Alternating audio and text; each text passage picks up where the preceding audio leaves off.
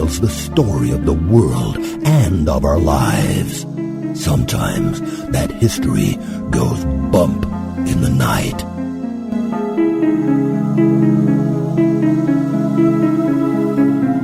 Broadcasting from the center of oddity and the supernatural in Central Florida, it's the History Goes Bump podcast.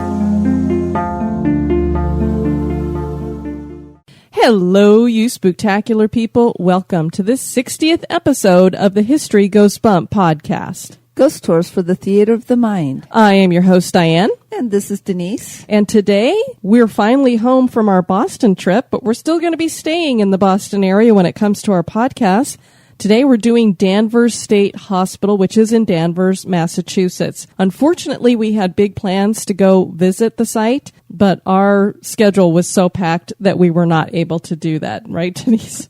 Right. We are exhausted from our trip up to Boston. We did a little bit of everything while we were there, and we do apologize. We were planning on doing a lot of periscoping. We always have big plans to do all this technological stuff while we're on the road, and then either we go to places that don't have Wi-Fi access, or in the case of Periscope, after a lot of trying very hard to do it over and over, using Wi-Fi, not using Wi-Fi, doing it here at home, doing it in the hotels, I finally decided I'm going to go on the internet and see what the heck is going on, because I know I'm technically challenged, but this Periscope thing, everybody seems to be using it so easily. Come to find out that using the app on an Android, well, if any of you are having any luck with that, let me know, because apparently the Android app is an afterthought. This was made for iPhones, and so they haven't really bothered with the Periscope app for Android, and so far I haven't found anyone who's been able to really use it when it comes to Android. I can watch other people's stuff, but we can't do it ourselves. See what happens when humans start taking over the world? That's right. We blame it on you humans. So we're going to look at Meerkat, which is supposed to be a similar app, see if that one works better. I'm very disappointed. We had all these big plans to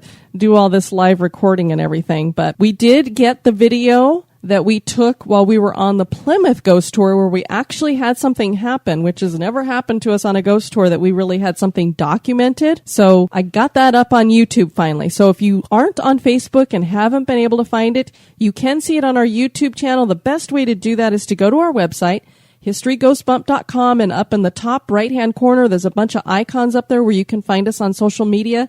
There is an icon for our YouTube channel. Just click on that, and you should be able to find the video there. It says something about Plymouth Ghost Tour. Did we find a ghost? Something like that. You'll be able to figure it out. Also at that site, you can find all of our archived episodes. You can listen to the last 10 shows that we've done. You can sign up for our newsletter. You can shop in our Emporium. We had a lot of people on our ghost tours that really loved our shirts. So we said, hey, you can get them at the Emporium. And if you do buy anything there, it does help the show out a little bit. So you get cool gear and we get a little bit of a kickback. And if you are so inclined, you can make a donation to the show as well. And we don't just say that for our health. We do need your donations to keep the show going. If you can help out the show, we would greatly appreciate it. Right now, it's not even paying for itself. But we do have what we're going to start calling 3 executive producers to the show. These are people who are donating to the show every month, and that would be Levi, Rachel, and Dan. Thank you so much for being executive producers of the show, and we figure anybody who gives us a one-time donation, we're going to start calling you producers, because you guys are really the ones who are helping to keep the show going. And in October, we're going to be having our 1-year anniversary, and my goal for that is for us to be able to expand starting in that month, so we can start bringing you more shows, more activities, more all kinds of great stuff. But of course, we need to have everything growing in order to get there. And we do want to keep the show listener supported, and so I'm very committed to that. I did find another show out there called No Agenda. It's a really good show if you like politics, and it's irreverent, which is what I love when it comes to politics, and they're doing it completely listener supported, so I know we can do it too. I don't want to bring in any other people telling us what we can or can't do on our show or that kind of thing. So, no, before we do that, we would drop the number of shows that we do. Exactly. So again, any little bit that you can give, we greatly appreciate that. We also appreciate your reviews of of the show, and we did get another 5-star review over at iTunes, Denise. That is awesome. We love hearing from our listeners. This is Dark Rose, 1987. Hello from Pittsburgh, Diane and Denise. I downloaded your podcast expecting to hear the same old thing, but I found something that I can listen to whether I'm doing chores, got to keep myself busy, or just relaxing after a long day at school. This is truly an awesome podcast to listen to after a long day. You mix the right combination of history, scares, and humor along the way. Would love if you ladies did a location in Pittsburgh or Gettysburg. Dan, did you hear that? Pittsburgh? We have been working on something there, Dark Rose, but I'll find a location there for sure. Absolutely. I hope I spelled Denise's name right. You did. I hope you will continue to make awesome episodes. P.S. The 1987 part of my username is a reference to Five Nights at Freddy's. Well, Denise, you and I are a little older. So I'm a lot older, but yeah, go ahead. We're a little out of the loop when it comes to some things that are out there. So I'm like, what's Five Nights at Freddy's? I'm not sure. So I looked it up, and apparently it's a video game about being trapped basically in a place like, I would say, Chuck E. Cheese. And you're a security guard, and so you're having to keep track of all the animatronics, and at night they come to life and I guess try to kill you or something. It looked terrifying to me. If audio animatronics actually came to life, imagine when we were kids, Denise, going through the Pirates of the Caribbean, and if those things actually came to life and started going after us. I wouldn't like that very much at all. So no, thank you. Yeah, my level of video games is like that on an Elsa one that I have where you just like match the jewels up and they explode. It's sort of like Bejeweled, Tetris, only better. Yeah, or something. Yeah, Tetris, I'm good. Sometimes, Diane gets into the Epic Mickey one. Yeah, there's some newer ones that I have been doing, and we have the Infinity stuff for Disney, of course. But we never have any free time to play. I haven't played it in so long. I can't figure out the controls. Pong was easy. All of this where you have to hit A, B, and then C, D, and then hit the stick. I'm like, I don't know. So I usually give up pretty quickly. And we just lost all of our millennial listeners. Pong? What the hell's Pong? Pong, Breakout. Breakout was really fun because it did more than just Pong. Pong. Oh my God, I loved that game. Oh, and if you got the little ball at the very top and it just started pinging like crazy. Yep. Oh yeah. Oh God. See, okay. Air hockey, foosball, that was my generation. We didn't do as much on the TV, just saying. Oh, there we went retro for y'all. Talk about history. We also want to give a special shout out to, how many ghost tours did we do on our trip, Denise? 4 of them. And we met a ton of great people while we were doing them. And so I think we have a few new listeners out there based on those meetings. And so we just want to welcome the new listeners who we met on the ghost tours. So thanks for hanging out with us on those ghost tours, and I hope you enjoy the podcast. Absolutely. And of course, we got to have our first meetup, which was really exciting. So keep track of our travels because we love it when our listeners can meet up with us and hang out. It's really fun to meet you face to face and hang out with you. And Denise, October is going to be a big month. It's our anniversary month. It's Halloween. We've got a really cool round table where we're going to have a bunch of different paranormal or horror podcasters joining us or storytellers. I'm thinking maybe we need to do a ghost tour in St. Augustine, some kind of a meetup in October. That would be awesome because I like that face-to-face contact with our people. Yes. So we'll have to check into that. That might be really exciting to do, especially we have some family who are going to be out here during that time. So maybe if we could hook up with them, we might be able to get enough people together to do our own private tour. That would be really fun. Maybe we could even host our own. I don't know. We'll see. Yeah, we'll see. We'll keep that going. All right. Well, let's get into our podcast for today. Sounds good.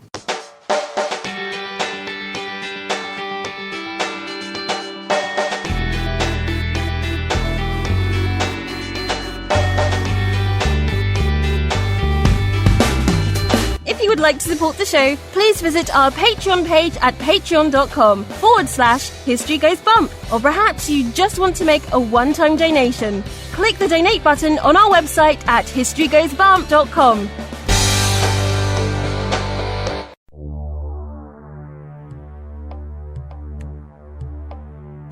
Welcome to this moment in Oddity history. During the Civil War, captured Confederate soldiers were imprisoned on an island off of Boston named George's Island. One of these soldiers was Andrew Lanier. When his wife found out that he had been taken prisoner, she found out where, and she traveled from their home in Georgia north to Hull, Massachusetts. A Confederate sympathizer lived in Hull, and he invited her into his home, which was positioned perfectly right off of George's Island. It was so close that she could watch through a spyglass what was going on over in the fort and prison. She decided to rescue her husband. She cut her hair off, dressed like a man, and carried an axe and a pistol. She rode through stormy waters across to the fort.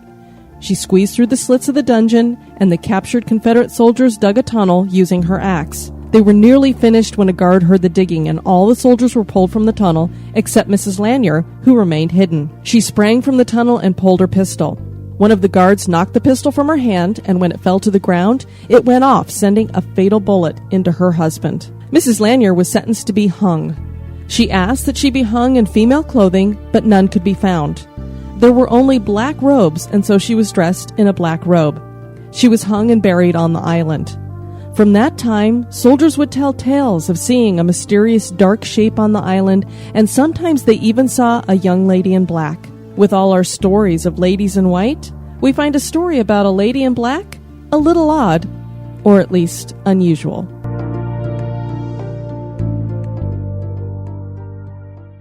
This history podcast is haunted. This day in history. On this day, August 3rd, in 1900, the Firestone Tire and Rubber Company was founded by Harvey Firestone. Firestone opened the company in Akron, Ohio, since several other tire companies were already based there.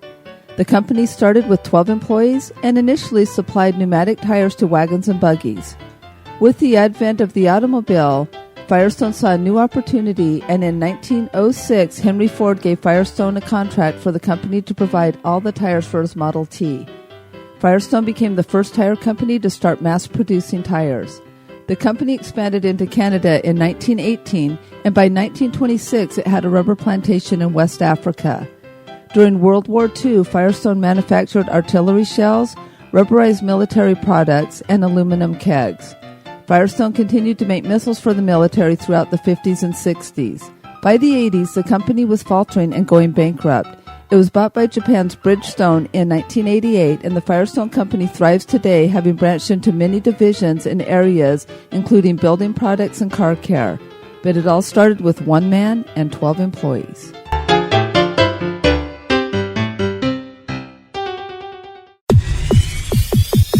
You're listening to History Goes Bump. Danvers State Hospital sits on land that once was inhabited by Native Americans. Through the years, the area was settled by Europeans and became known as the town of Salem. Later, the town of Salem would be broken into smaller towns, and the city of Danvers was established. A state hospital was built here, and that becomes home to not only the terminally or drastically ill, but also the mentally ill. As is the case with so many hospitals and sanatoriums that we have researched, this was not necessarily a good home for people. Years of abuse and deaths have led what used to be Danvers State Hospital to be considered one of the most haunted places in Massachusetts. Reports of hauntings continue today, despite the fact that it has now been converted into apartments. Come with us as we explore the history and the hauntings of Danvers State Hospital. The state of Massachusetts was home for many indigenous people. As we discussed in our Haunted Plymouth podcast, the Wampanoag and Pokanoket tribes were in Massachusetts long before the Pilgrims and explorers came. There were also the Namkieg and other Pequot-speaking tribes that specifically lived in what would become the city of Danvers. The city of Salem was incorporated in 1629, which we will cover more in depth in our next podcast on the Salem witch trials. And between the towns of Salem and Boston, an old Namkieg trail existed. The English colonists formed this trail into a road known as Ipswich Road in 1630. The city of Salem expanded, and this settlement was named Salem Village in 1636. Salem Village would have a strong connection to the Salem witch trials. One such connection is the homestead of Rebecca Nurse. You may remember that we mentioned her in a previous This Day in History as a woman who was hung with 4 other women on Gallows Hill. The people of Salem Village petitioned the king for a charter, but in typical king fashion, he was a jerk and refused. The villagers decided to rename their town Danvers after an early settler named Danvers Osborne in 1752, and by 1757 the residents decided to ignore the fact the Crown would give them no charter, and Danvers was incorporated on June 9th. The town grew slowly, but it was not until 1847 that the railroad would arrive, bringing with it more opportunity. A town hall was built in 1855 that is still used today and the southern portion of the city broke off and incorporated as the city of Peabody. In 1884, a railway was built in the street to accommodate horse-drawn trolleys, of which the town had 69. As technology progressed, the railway was converted to electricity. Francis Dodge owned a farm up on a hill in Danvers. The hill was known as Hathorne Hill and was a 257-foot high glacial drumlin. The hill was named for Jonathan Hathorne, who was a Salem trial judge and also an ancestor to Nathaniel Hawthorne, who changed his name to distance himself from his ancestor. Hathorne had lived in a home on the property. Massachusetts had a growing population of mentally ill people, and they needed more room to house them. They decided they needed another psychiatric facility, and Hathorne Hill seemed like the perfect place. After much persuading, which we assume came through the use of a lot of money, Francis Dodge was convinced to sell his farmland. Construction began on the hospital and consisted of 2 main center buildings. The main building housed the administration and had 4 wings that branched off from it. The wings were separated into male and female wings, and the most extremely affected patients were placed in the outermost wards. The other building was connected to the main building and housed the laundries, kitchens, a chapel, and dormitories for employees. Red brick was used in the construction of the walls, and gray slate was used for the roofs. The Danvers State Hospital officially opened in 1878 and cost $1.5 million to build. The main building came to be known as the Kirkbride, and in subsequent years, other buildings were added. Solariums were added to the wards, and a gymnasium was built. As buildings were added, so were tunnels. As we have come to find, tunnels were a typical feature of these hospitals to make it easier to transport people and things. One of the tunnels ran from a steam and power generating plant to help the hospital be self-sufficient. Water came from the nearby Middleton Pond. The tunnels spoked out from the main building, and so they were called the wagon wheel. The hospital was originally designed to house 500 patients. The attic was opened up to make room for 100 more people. This would still not prove to be enough space, and some patients were relegated to the basement. By the 1930s, Denise, over 2,000 people called Danvers State Hospital home, and it was set up for 600. Geez, that is just insane. So one can imagine that overcrowding was extreme, and overcrowding leads to less care because there's not only not enough space, but not enough staff. 9 people would have to manage 2,000 people on one shift. And they expected this to be any kind of care for these people?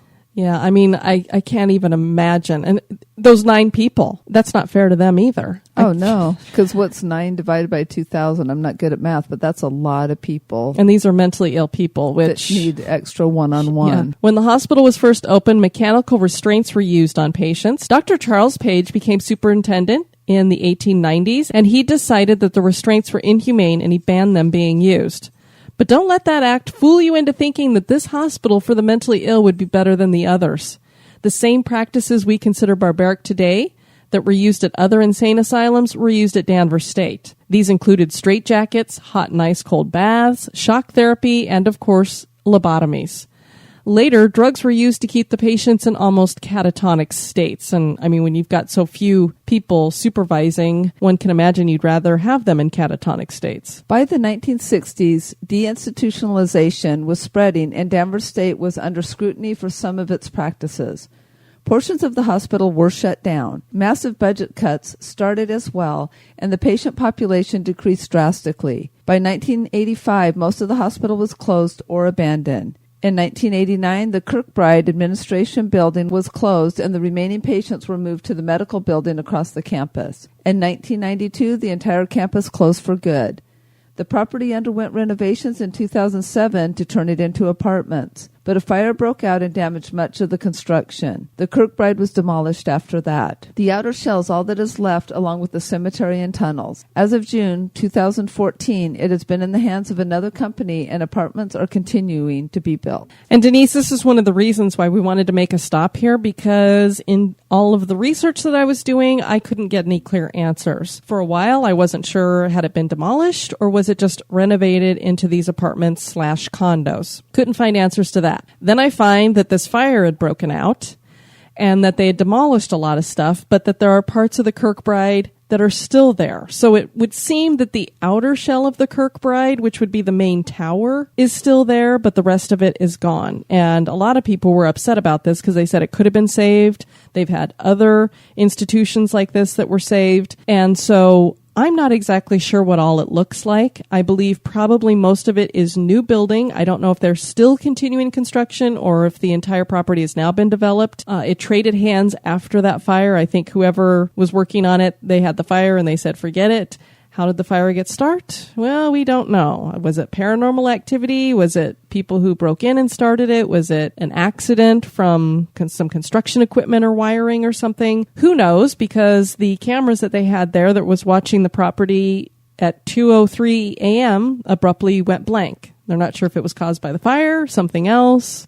Somebody turned them off. We're not sure what happened there. So it could have been something strange. Could have been something normal. Who knows? So I wanted to go see so that we knew for sure what's there. Exactly. So if you have been there in the last year and you do know for sure what it looks like, we'd love to have you guys email us. Where can they do that, Denise? At historygoesbump@gmail.com. And let us know, because we didn't get a chance to. It was about another 30 minutes outside of Salem, and we didn't get a chance to get up there. And so I was really disappointed, because I'm like, I want to see what that looks like so I can tell people for sure this is what's going on, because we pride ourselves on accuracy. So that's the best I can give everybody, is that we have new apartments and condos there with an outer shell of what used to be there still on the property. The cemeteries are still there. I believe there's 2 of them. They are hard to find. And a lot of the markers are no longer there, but there are a few, and I believe there's no names on them. They're numbered. So you wouldn't even really know who's buried there unless you had some records that tell you who was under what number. And I'm not sure where they have those records. Well, and as we found out was very, very common practice in Massachusetts, it's who knows how many people were buried under each one of those numbers as well, because they like to stack it. They said it was common practice to stack the graves, and so they would bury people on top of people on top of people. Yeah, it was either people didn't have enough money to buy their own headstone, or they just didn't have enough room.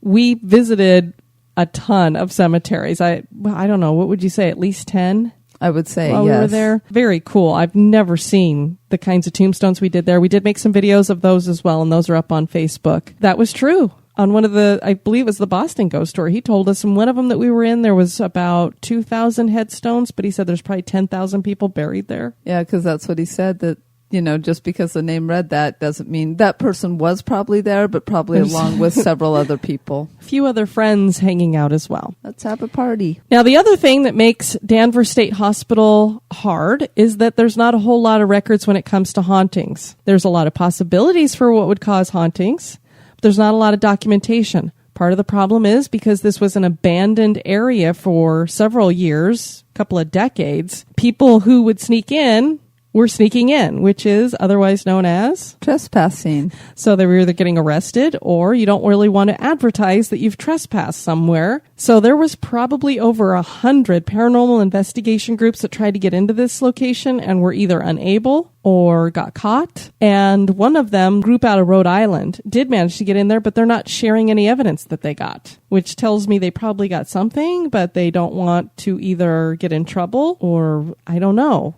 But they're not sharing. Yeah, they don't want to incriminate themselves. This is my speculation, because obviously Diane does the history for accuracy, and I just kind of say whatever I want. But I also wonder, just with the bad rap that whole area has already gotten, that they were keeping things hush-hush, because they also very much hush-hush the witch trials for a very, very long time. So they're not a very open area. You are correct, Denise, and that's the other problem. Not only is it because we have people who may not want to incriminate themselves, but the police and the officials that were a part of Danvers State Hospital kept a ton of stuff hush-hush. Not only the treatment of the people there, but anything that may have occurred. So that's the other issue that we run into. And as Denise pointed out, and we'll get into this when we talk on our next podcast about the Salem witch trials, people didn't know that this had happened until very recently. You may think that this is something people had talked about for a couple centuries. Oh no, this is actually new information, really, to just the last probably 100 years. And it was only because people dug in to try to find out about it. So they tried to quiet that down. So we're not sure if that's what's going on here, which unfortunately for a podcast like ours is a bummer, because you're like, Danvers State Hospital, I've heard so much about this place. It's got to have all kinds of stuff going on. We only have a little bit to share with you about the bump part of it. Well, exactly. And that's the problem when people keep things secret, because, you know, just with the treatment of the people there and the fact that it was a state hospital, there's got to be some hauntings. That energy always always opens up to things, whether it's, well, we'll talk about that in just a moment. Yep.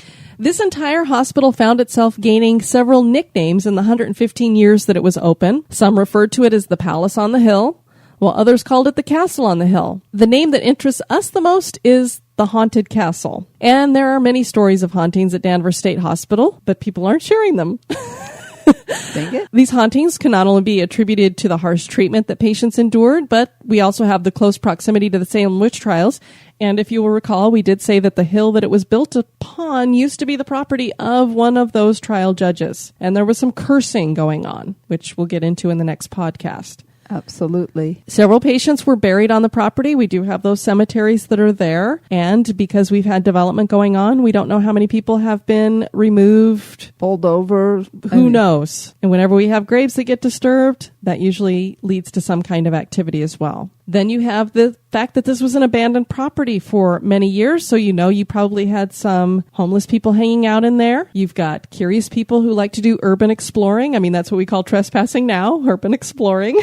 I love all the nice words we have for things. We've had people who came in to do some investigations on hauntings, and whenever you do that kind of stuff, you do tend to open things up as well. You've got trespassers who like to spray graffiti and destroy property. So I'm sure we had teenagers who were doing that as well. Now, there was a time period that there were groups of 20 that could go in and tour the property twice a month. This happened, I think, before they started developing it into apartments. So I don't know if it was like historical tours. I mean, if it was ghost hunting, we don't have any records of that either. I mean, it's just amazing how much there isn't about this property. The movie Session 9, for any of those who've seen that one, it was filmed on this property. So all of these could in some way attribute to stories of hauntings, whether it's real or, Denise, could be imagined too. When you think about stuff and you talk about stuff, you could kind of elaborate and make up things too. Oh gosh, I thought you were going to say it's real or Memorex, so I'm glad you went with imagination. We've already talked about enough retro. Geraldine Levasseur's father, Gerald Richards, was a hospital administrator, and so she lived on the property in a home that was lent to them. The second-story hallway played host to disembodied footsteps often, and lights would flicker on and off. Doors would open and close on their own. One day, Geraldine's brother and sister decided to play in the attic. Their fun came to an abrupt end when they noticed a woman scowling at them from a corner of the attic. They did not know the woman, and they could tell that she was not solid. They were terrified and huddled in the opposite corner until the mother called for them to come down from the attic. Later, Geraldine would experience the same apparition. She was sleeping in her room when she was awakened by a pulling down of her bed sheets. When she opened her eyes, she saw an angry older woman scowling at her. Although the woman was scowling, Geraldine did not feel threatened, and the apparition disappeared. And that is the only real documented evidence of paranormal activity. And Geraldine claims this is the only time that she had ever had this happen, and that was the only time it happened to her brother and sister. Very peculiar. Now, if it had all happened at once, I would think maybe it was just something passing through. Since it happened to them, it was two different experiences. It's just weird that that was it. I'm not sure how long they lived in this home, but I don't know. I just find that really unusual that to get a full-bodied apparition and then to get something that is an intelligent haunting that's pulling your bed sheets down and you're seeing an apparition. I don't know. It's pretty rare to see apparitions. So exactly. Now, some of the rumors that are out there are phantom footsteps being heard and captured on EVPs. There was an investigator who had visited the property many times as a teenager so they could hang out and drink alcohol. And he claimed that there was a dark energy to the building. And he imagined that energy came from the emotions of the former residents, and somehow it was trapped in the brick walls there. So one of the things that we heard from anybody who had ever been around the property and that they're perhaps sensitive to some of this stuff, every single person says there's a dark energy. It feels foreboding. There's melancholy when you go in there. I would love to talk to some of the residents who live there. Do they have those same feelings about living there? Have they had any experiences? But definitely everybody that has been on the property has said that. A couple of Wiccans visited the property in the past, and they claim to feel an intense foreboding. Psychics claim to feel pain and confusion from unseen entities. There are those that claim that the energy could cause something referred to as a personal haunt. And Denise, this is something that I don't think we've ever mentioned on the podcast, is this thing called a personal haunt. Basically what this is all of us have our own fears, emotions, and doubts, things that are maybe what we would consider bad emotions or bad feelings. We all have those. Well, when you come upon something that is dark, whether it's a spirit, demonic, I think maybe we've mentioned on other shows how we feel like these things that are darker, Denise, it's like they feed off of fear. Oh, absolutely. So they would want to feed off of that on you. So if you enter these places, sometimes not only are they wanting to feed off of that, so they're wanting to create that in you, which is why I think sometimes you get these apparitions that mean to scare you or try to harm you in some way. When you have the scratching or the grabbing, they're trying to get you into a fear state so they can feed off of that, maybe even materialize based on that. We don't understand psychology. Human beings are very complicated creatures. And so when you walk into something that already may have dark energy, and then you have it in your mind that there's dark energy, you might possibly manifest something just of your own creation. Sometimes, Denise, we've talked about teenagers, especially teenage girls, sometimes have this way of causing poltergeist type of things to happen. You know, things get moved, thrown around. And it's because of the energy they're throwing off. It's not something supernatural. It could be something paranormal, because remember, paranormal is not necessarily ghosts. It's just something outside of science that we don't understand or can't see or can't replicate. Right. Maybe, possibly, when people are going into these places, they're having what's called a personal haunt. And it's their own fears and emotions that are manifesting something in front of them. Or it could be an entity that is using those emotions to manifest something. Absolutely. Or sometimes just they're extra like hyper about what they might be sensing or feeling as well, which we had on that one trip. There was the girl who had on the one ghost tour we did, the girl who had the haunting. I kept taking pictures around her because it sounded like she had a personal haunt, just to see if I could pick something up. But then also that group of teenage girls, it was like every picture they took, they thought they had something. Yeah, that's one reason why I'm not always crazy about having teenagers on ghost tours, because, yeah, they really think they've got something in every picture. You know, we do have one peculiar picture that we got that eventually we want to get up on the website for people to look at and just see. I mean, we've tried to debunk it in different ways. We asked every single ghost tour operator what they thought of it. We got one lady who just looked at the whole photo and said, well, it's just a bunch of bugs flying around, which I'm like, okay, well, that doesn't answer that to my satisfaction. There's some weird coloring in it, which could look like red coats. So it was in a cemetery. So it's a very peculiar picture. We want to put it up so people can give their comments on it. We're not sold that there's something weird. It could just be an anomaly. Mm-hmm. It was the only anomaly picture that we took. But sometimes you do get in with these people who they want so badly for something to happen that everything's happening. Or the last tour that we did in Salem, there was an area where you were supposed to smell an apple cider smell, because this used to be an old apple orchard, and it was a woman who had been part of the Salem stuff. And we had a young couple that were talking about a lot of haunting things that had happened to them. And of course, every time they said, do you feel something? They felt something. She could smell it, but nobody else could. And you know, it was a huge group. There was probably 30 of us, and nobody else is smelling it but the both of them. And for people who don't know me personally, I have a heightened sense of smell for some reason. It actually is a medical condition. So if something is stinky, like the city of Boston, oh my God, that place reeks. Great city, but a little bit on the stinky side. Oh my God. Oh, that place smells bad. But I didn't smell anything. And so Denise and I are like, if I'm not smelling it, it's probably not there, because I can detect, you know, people might not smell anything. And I'm like, what's that? Exactly. Well, and then the other thing, I would have been more convinced if he would have said, keep your nose open and let me know if you smell anything, any scents, good, bad, or indifferent, just let me know. Because then if they had come up with it, they were smelling apple cider instead of being led into the fact that they were looking for the smell of apples. Because there was one lady who had some it was like a pretty strong perfume on too, because there was a couple times she walked by me that I was like, wait, it's her. Again, that she had, you know, and so, but I would have been more convinced if he would have said, see what you smell. And then if they would have come up with apples rather than that being put in their head already. Exactly. The power of suggestion, figment of your imagination. For example, we were in an old jail at the very end of the Barnstable Ghost Tour, and she turned out all the lights, And I have actually, he was a teenage kid who was standing next to me. What would you say? He was about 12? Yeah, maybe 12, 11 or 12. So maybe not quite to teens, and but the poor thing was terrified. And I could hear him quivering, talking to his mom, and, I'm scared. Oh my gosh, da-da-da-da. I don't like this. And then we had some teenage girls on that one as well that were kind of doing the giggling thing, and the tour director guide was telling them, girls, please calm down, because she wanted to have total silence, because she said, if there's anybody here with us, make a noise. And she said on a previous tour, there had been this sound like a large bang, and she actually dropped something to let us know what it sounded like. So and she told us prior that she was going to do that. Yeah, she so said, we this is knew me. That was it. So as I'm standing there, I thought I could hear as if somebody was walking on the floor above us. It was just a couple of steps, but it wasn't enough to convince me that I actually heard something, and I didn't say a word about it.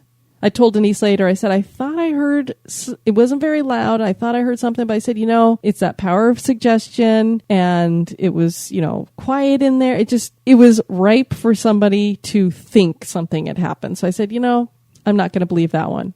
That's why it was so exciting for us to have the experience that we had in Plymouth, because it was experienced by all of us in the group. The tour guide was just as stunned by it as we were. And there was no doubt that it had happened. It wasn't like, did I hear that? Did I see that? It did happen. We don't know why. And we don't know, it could have been an electrical thing, but it was something at least that was a little out of the ordinary. Well, and somebody had suggested that maybe it was a trick that they do sometimes on flashlight things for the shows. But the thing with this particular tour group, they definitely tempted the spirits. Constantly, they sent out bait. They had people sit in the captain's chair. That time they were not. Exactly. So who knows? But that's all that we have there at Danvers State Hospital. With a history for not only the buildings of Danvers State Hospital, but also a history for the land, it is not surprising that at least superstition has a stronghold on the property. Do the souls of former patients roam the area? Is the ground cursed? Is the area of the former Danvers State Hospital haunted? That is for you to decide. And as we've mentioned, our next podcast is going to feature only the second time we've ever done a haunted event on the show. It's going to be the Salem witch trials, and we're going to try to bring to you as much of the truth as we can, or as much as we know, because obviously this was hundreds of years ago, and we're not exactly sure what caused the stirrings that happened there. One thing we do know for sure is that a lot of innocent people were jailed and put to death. And so we're going to try to get to the bottom of why that happened and talk about hauntings and cursings in relation to that. Absolutely. And it'll be a great show for everybody, because I know just being in that area, a lot of the things that I thought I knew, I didn't know. So it's going to be a great podcast. Please join us then. Exactly. We're glad that you guys joined us for this one. I have been your host, Diane. And this has been Denise. You take care now. Bye-bye. Be sociable. Drop the chain rattling, neck biting, and shape shifting, and join us on Facebook and Twitter at History Goes Bump.